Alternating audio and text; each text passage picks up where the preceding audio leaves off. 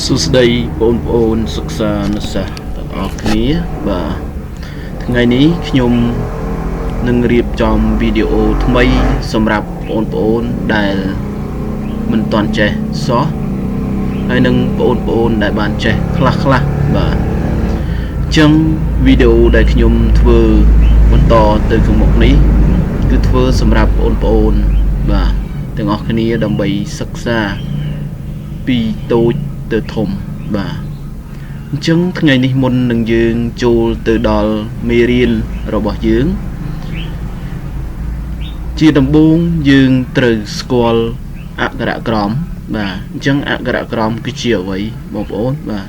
អក្ខរក្រមគឺយើងសំដៅទៅលើអក្សរបាទអក្សរអញ្ចឹងតើអក្ខរក្រមនៅក្នុងភាសាអង់គ្លេសមានប្រមាណទូអ្វីខ្លះបាទអញ្ចឹងប្រហែលជាបងប្អូនបានដឹងខ្លះហើយឬក៏បានដឹងយ៉ាងច្បាស់ហើយអំពីអក្ខរក្រមនៅក្នុងភាសាអង់គ្លេស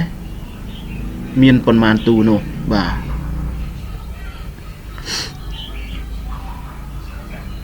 អញ្ចឹងនៅក្នុងភាសាអង់គ្លេសរបស់យើងមានអក្ខរក្រមចំនួន26ទូបាទអញ្ចឹងមាន A B C D E F G H I J K L M N O P Q R S T U V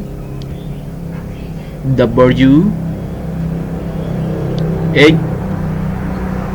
Y Z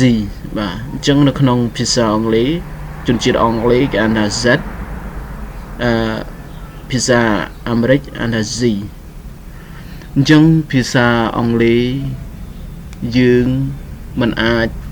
កាច់តង់ឲ្យបានច្បាស់ដូចជនជាតិដើមរបស់គេនោះទេបាទប៉ុន្តែយ៉ាងហោចណាស់ក៏យើងបាន60ទៅ 70% នៃការអាននៅភាសាអង់គ្លេសបើយើងឲ្យត្រូវទៅតាមស្តង់ដាររបស់គេគឺមិនអាចទេបងប្អូនបាទដូចតែជាភាសាខ្មែររបស់យើងនៅតំបន់ខ្លះអានខុសគ្នាបន្តិចមិនថាសូរសំឡេងខុសគ្នាបាទអញ្ចឹងមិនខុសអ្វីពីភាសាអង់គ្លេសនោះទេបាទអញ្ចឹងខ្ញុំសូមឲ្យតែបងប្អូនបានយល់អំពីការសិក្សានៅភាសាអង់គ្លេសបាទ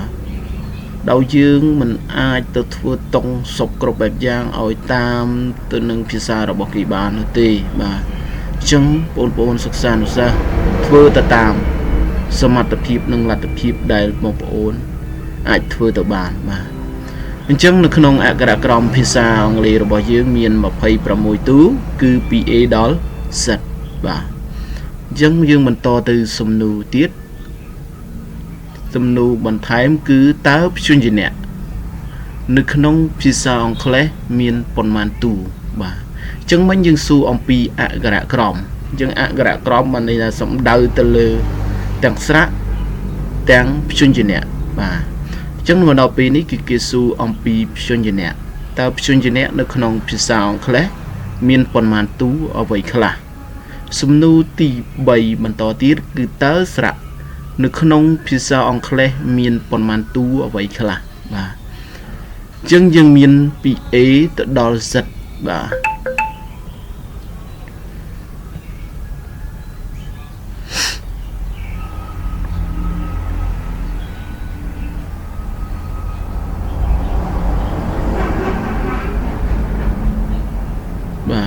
អញ្ចឹងព្យញ្ជនៈនៅក្នុងភាសាអង់គ្លេស